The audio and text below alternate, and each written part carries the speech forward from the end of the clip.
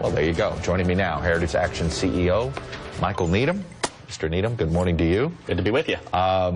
This is not a fight with Democrats, is it? This is a fight between Republicans and conservatives. Is that a fair way to put this? Well, look, we're not trying to have a fight. We're trying to have a fact-based policy disagreement between people with good intentions who struck a deal that increases spending, increases taxes, and those of us on the other side who think that the sequester was imperfect but better than this deal and want to have the disagreement. The Speaker wants to turn this into a boring Washington, D.C. process story. Who's up, who's down. This is about whether or not the American people want their taxes to go up and have government spending more money. Well, some of this clearly is the Speaker frustrated by the shutdown strategy. Let me play what he said, where he seemed to be referring to you personally. If you'll recall, the day before the government reopened, one of the people at one of these groups stood up and said, well, we never really thought it would work. Are you kidding me?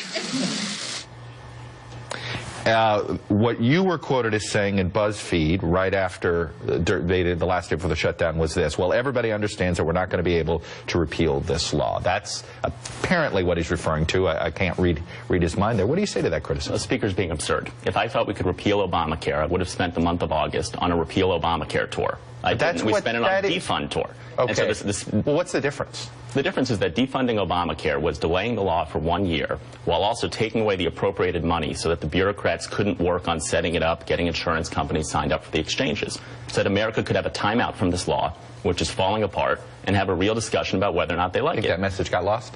Sure. What's going on in Washington is that the Speaker is trying to turn this into a boring fight between outside groups and himself, so that we're not having a policy debate about whether or not this is a good deal. This deal increases spending. This deal increases taxes, and that's bad for the country, and that's what we want to be focused on. The Speaker also wants to clear the way for immigration reform next year. He's been very clear about it. Chairman Ryan's been clear about it. Greg Walden, the head of the campaign committee, has been clear about it. These are policy fights. These are policy disagreements, and the Republican Party should be strong enough that we can have a fact-based policy disagreement and not sit here having boring conversations about, whether Heritage Action's up or down this week. Well, let me get you to react to what Paul Ryan said. The fact of the matter is the Republican Party controls one half of one branch of government, period. And so the law of the land. And this is about as much as they could get to. You really believe this was done through the Republican? You have Democrats coming in saying, okay, we know you want to cut some government.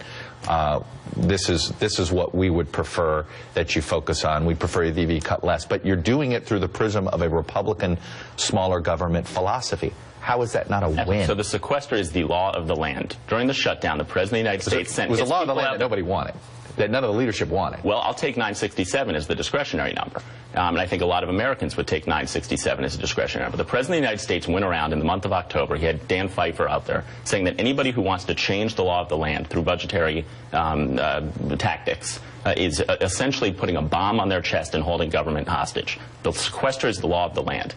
That is the baseline from which we can start. Now, if there's a deal to negotiate that moves us more towards the American dream, moves us more towards the America that we should have, which is government living within its means, then we should consider that deal. And that's what the House leadership was promising all through this year. We will trade the sequester for meaningful entitlement changes. Not we're going to trade the sequester for more spending and more taxes. But given what happened to the political... Look, everybody's got to live in a political reality.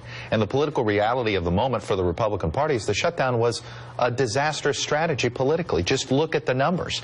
And that's what the Speaker is responding to. Is that, I mean, you're a smart political guy. You see the numbers. It's one thing about what's going on inside the Republican Party. This is arguably hurting the Republican Party nationally. No, I think that at the end of the day, I would rather run in November of 2014 as part of the party that did everything it could to stop this disastrous Obamacare law, and not be on the side of the party that did everything they could to make sure that this law goes forward. Here's the real political reality. The political reality is that there are 50 to 60 Republicans who are so committed to having more spending, or so committed to turning off the sequester, that they were willing to work with Democrats to raise taxes. And that did force a deal to be struck. That did force a bad deal. And the American people have the right to know who those people are. So that you're going to focus your energies on going after Republicans who were for this deal? No, we tried to have a policy debate on this where we simply said we're against this deal. I'd like to spend the next 10 months talking about Obamacare.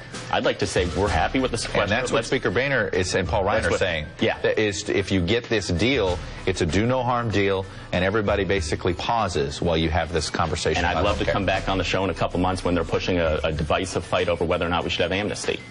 The focus needs to be on Obamacare.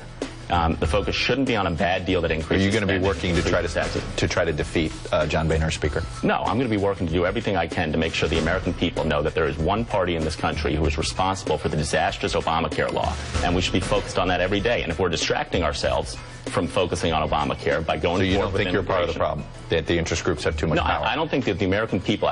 Interest groups don't have power. The interest groups have the ability to talk to people. And you guys are making a lot of money. And I think, Chuck, if you remember 10 years ago when the music industry was forced to deal with peer-to-peer file sharing, iTunes coming on board, all of the establishment companies in the music industry were furious, and they said, this is terrible. You're selling your music directly to our customers. It's our job to tell our customers. You're the Napster of politics? I think we're the iTunes of politics, but the establishment is very upset with the notion that there are people who are having conversations with their voters, and I think that's good for democracy. My producer's playing the music, which means we've got to go. Michael Needham, this discussion will continue. Thanks for coming on this morning. Glad to be here. All right. Up next...